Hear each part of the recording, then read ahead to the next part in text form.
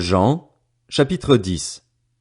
En vérité, je vous le dis, celui qui n'entre pas dans l'enclos des brebis par la porte mais s'y introduit par un autre endroit est un voleur et un brigand. Mais celui qui entre par la porte est le berger des brebis. Le gardien lui ouvre et les brebis écoutent sa voix. Il appelle par leur nom les brebis qui lui appartiennent et il les conduit dehors. Lorsqu'il les a toutes fait sortir, il marche devant elles et les brebis le suivent, parce qu'elles connaissent sa voix. Elles ne suivront pas un étranger, mais elles fuiront au contraire loin de lui, parce qu'elles ne connaissent pas la voix des étrangers. Jésus leur dit cette parabole, mais ils ne comprirent pas de quoi il leur parlait. Jésus leur dit encore, en vérité, je vous le dis, je suis la porte des brebis.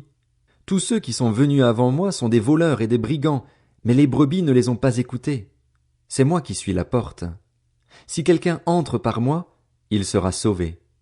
Il entrera et sortira, et il trouvera de quoi se nourrir. Le voleur ne vient que pour voler, égorger et détruire. Moi, je suis venu afin que les brebis aient la vie et qu'elles l'aient en abondance. Je suis le bon berger. Le bon berger donne sa vie pour ses brebis. Le simple salarié, quant à lui, n'est pas le berger et les brebis ne lui appartiennent pas. Lorsqu'il voit venir le loup, il abandonne les brebis et prend la fuite. Alors le loup s'en empare et les disperse. Le simple salarié s'enfuit, car il travaille pour de l'argent et ne se soucie pas des brebis. Moi, je suis le bon berger. Je connais mes brebis et elles me connaissent, tout comme le Père me connaît et comme je connais le Père. Je donne ma vie pour mes brebis. J'ai encore d'autres brebis qui ne sont pas de cet enclos. Celles-là aussi, il faut que je les amène. Elles écouteront ma voix et il y aura un seul troupeau, un seul berger. Le Père m'aime, parce que je donne ma vie pour la reprendre ensuite. Personne ne me l'enlève, mais je la donne de moi-même. J'ai le pouvoir de la donner et j'ai le pouvoir de la reprendre. Tel est l'ordre que j'ai reçu de mon Père. Ces paroles provoquèrent de nouveau une division parmi les Juifs. Beaucoup d'entre eux disaient « Il a un démon, il est fou, pourquoi l'écoutez-vous » D'autres disaient « Ce ne sont pas les paroles d'un démoniaque. Un démon peut-il ouvrir les yeux des aveugles ?» On célébrait alors à Jérusalem la fête de la dédicace. C'était l'hiver. Jésus marchait dans le temple, sous le portique de Salomon. Les Juifs l'entourèrent et lui dirent « Jusqu'à quand nous laisseras-tu dans l'incertitude?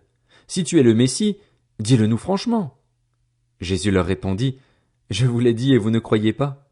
Les œuvres que je fais au nom de mon Père témoignent en ma faveur, mais vous ne croyez pas parce que vous ne faites pas partie de mes brebis, comme je vous l'ai dit.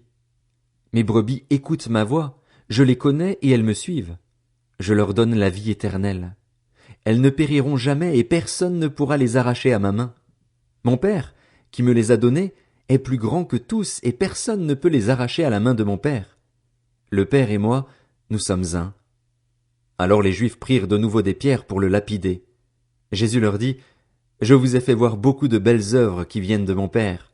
À cause de laquelle me lapidez-vous » Les Juifs lui répondirent « Ce n'est pas pour une belle œuvre que nous te lapidons, mais pour un blasphème, parce que toi, qui es un être humain, tu te fais Dieu. » Jésus leur répondit « N'est-il pas écrit dans votre loi, j'ai dit, vous êtes des dieux? S'il est vrai qu'elle a appelé Dieu ceux à qui la parole de Dieu a été adressée et si l'écriture ne peut pas être annulée, comment pouvez-vous dire à celui que le Père a consacré et envoyé dans le monde, tu blasphèmes, et cela parce que j'ai affirmé, je suis le Fils de Dieu? Si je ne fais pas les œuvres de mon Père, ne me croyez pas. Mais si je les fais, même si vous ne me croyez pas, croyez à ces œuvres afin de savoir et de reconnaître que le Père est en moi et que je suis en lui. Voilà pourquoi ils cherchaient encore à l'arrêter, mais il leur échappa. Jésus retourna de l'autre côté du Jourdain, à l'endroit où Jean avait d'abord baptisé, et il y resta. Beaucoup de gens vinrent vers lui.